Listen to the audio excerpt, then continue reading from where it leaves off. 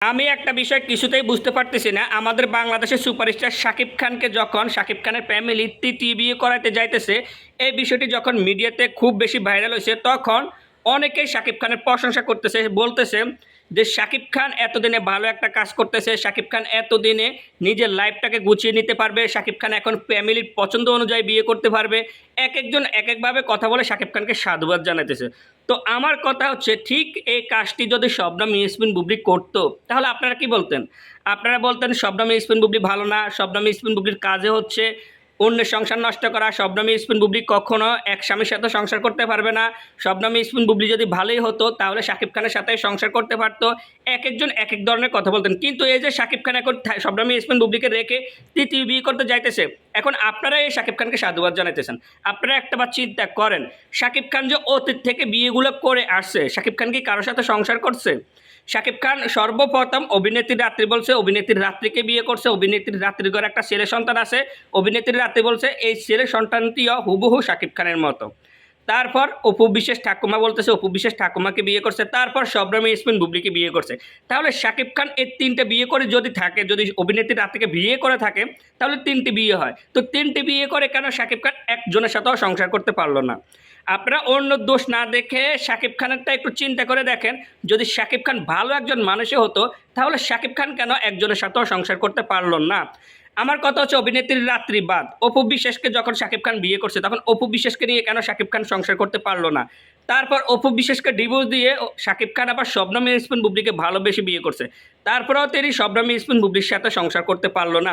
তিনি এক একবার এক একজনকে এক এক ধরনের কথা বলে তিনি দূরে সরিয়ে রাখতেছেন। এখন আবার তিনি আরেকটি বিয়ে করতে যাইতেছেন, তাকে আপনারা আবার সাধুবাদ জানাইতেছেন। আপনারা একটাবার চিন্তা করে দেখেন, শাকিব খান যদি শুধু এভাবে বিয়ে করে, যদি সংসার না করে, তাহলে এই বিয়েটা করার দামটা রইল কি? এখন আপনারা যে আবার সাধুবাদ জানাইতেছেন, ভবিষ্যতে শাকিব খান যাকে বিয়ে করবে তার সাথে যে সংসার করতে পারবে, এটার কোনো গ্যারান্টি আপনারা দিতে পারবেন না? আমার মনে হয় না এটার কোনো গ্যারান্টি আপনারা দিতে পারবেন। কারণ যদি অতীত থেকে আমরা দেখে আসতাম, যদি শাকিব খানের দোষ না দেখে আমরা অন্যদের দোষ দেখতাম, তাহলে বুঝতে পারতাম না অন্যদের দোষ, সেজন্য অন্যরা শাকিব খানকে ছেড়ে চলে যাইতেছে। কিন্তু আমরা তো এখন দেখতে পাইতেছি এখানে 100%-এর মধ্যে শাকিব খানের কিন্তু 90% দোষ। কারণ একজন পুরুষ, সে যেহেতু দুটো বউ চারটা বউ রাখার ক্ষমতা রাখে, সেজন্য সব ফ্যামিলিতে কম বেশি ঝামেলা হয়, কোনো ফ্যামিলিতে ঝামেলা হয় না এমনটা না। তো সেই জন্য শাকিব খান তো বলতে পারতো যে আমার সাথে এটা যেহেতু একটু ঝামেলা হয়েছে, এটা আমি পার্সোনালি মিট করে আমরা আবার সংসার করতে চাই। কিন্তু শাকিব খান তো এরকম কিছু বলতেছে না। শাকিব খান কিন্তু এগুলো আরও দূরে সরিয়ে রাখতেছেন। এখন শাকিব খান কী বুঝে দূরে সরিয়ে রাখতেছেন সেটা আমরা বুঝতে পারতেছি না। কিন্তু এখন শুনতেছি শাকিব খান নাকি ডাক্তার মেয়েকে বিয়ে করবে। আপনারা আবার তাকে সাধুবাদ জানাতেছেন। তো যে ডাক্তার মেয়েকে শাকিব খান এখন বিয়ে করতে চায়, আমি তার উদ্দেশ্যে বলবো যে দেখেন, বিয়ে করা বড় কথা না, বিয়ে করে সংসার করাটা হচ্ছে বড় কথা। আপনি যদি শাকিব খানের সাথে সংসার না করতে পারেন, তাহলে এই বিয়েটা করার চেয়ে না করাটাই ভালো। সেজন্য আপনারা অন্যের দোষ না দেখে শাকিব খানের দোষটা একটু দেখেন। কারণ শাকিব খান যদি ভালোই হতো, তাহলে অতীত থেকে একজনের সাথে হলেও শাকিব খান সংসার করতে পারতো। শাকিব খানের মাশাআল্লাহ 2 ঘরে 2টো ছেলে সন্তান আছে। অভিনেত্রীর রাত্রির কথা আমি বলতে পারবো না, কারণ অভিনেত্রীর রাত্রি এটা নিজে বলছে, এটা কিন্তু 100%-এর মধ্যে আমি 90%ও গ্যারান্টি দিয়ে বলতে পারবো না। তবে রাত্রি যেহেতু বলছে, এটা রাত্রির কাছে থাক, ওইটা বাদ। কিন্তু এই যে শাকিব খান, অপু বিশ্বাস এবং শবনম ইয়াসমিন বুবলি, তাদের দুজনকেই বলতেছে বিয়ে করছে, তাদের দুজনের ঘরে কিন্তু 2টা ছেলে সন্তান আছে। তাহলে তাদেরকে রেখে এখন শাকিব খান আবার বিয়ে করতে যাইতেছে, তার কাছে কি বিয়ে একটা মানে পুতুল খেলা নাকি যে প্রতি বছর বিয়ে করবে? এগুলা কেমন কথা? এগুলা তো কোনো কথা না। সেই জন্য আপনারা অন্যকে দোষারোপ না করে শাকিব খানকে নিয়েও একটু চিন্তা করেন।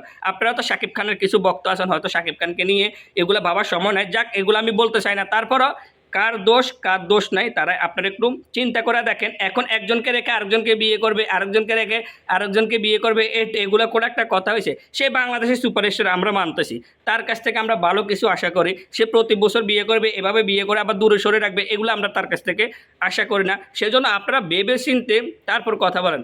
এত সাধুবাদ জানানোর কিছু হয় নাই। আপনারা সাধুবাদ তখনই জানাতে পারতেন যদি অন্যদের দোষ না দেখে, শাকিব খানের দোষ না দেখে অন্যদের দোষ দেখতেন।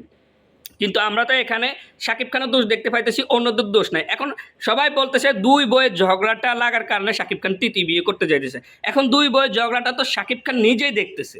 শাকিব খান কেন এখনও প্রকাশ করে বলে না যে আমি অপু বিশ্বাসকে নিয়ে সংসার করতে চাই বা বুবলিকে নিয়ে সংসার করতে চাই? শাকিব খান যে কোনো একটা কথা বললেই তো 2 বইয়ের ঝগড়াটা মীমাংসা হয়ে যায়। কিন্তু শাকিব খান কিছু বলতেছে না, যার জন্য তারা দুজনে ঝগড়া করতেছে। তবে আমি এখানে শবনম ইয়াসমিন বুবলিকে দেখি নাই বেশিরভাগ ঝগড়া করতে। সবসময় দেখছিলাম অপু বিশ্বাস মাসুদকে শবনম মিসপিন বুবলিকে ছোট করে কথা বলতে। সেজন্য শাকিব খানের এই ঝগড়াটার কারণটি হচ্ছে শাকিব খান। শাকিব খান যদি এই দুজনের একজনকে পরিষ্কার করে কোনো কথা বলতো তাহলে এত কিছু সৃষ্টি হতো না, এত ঝামেলা হতো না। কিন্তু শাকিব খান এগুলা না বলে এখন শাকিব খান বলতেছে সে আরেকটি বিয়ে করবে, তার ফ্যামিলি তাকে দেখে শুনে বিয়ে করাবে। শাকিব খানও নাকি কোনো একবার বলছে ডাক্তার মেয়েকে তার পছন্দ, ডাক্তারকে বিয়ে করার জন্য এখন তার ফ্যামিলিরাও চাইতেছে। তো আমি জানি না, বিয়ে করাটা বড় কথা না, বিয়ে করে সংসারটা করা হচ্ছে বড় কথা।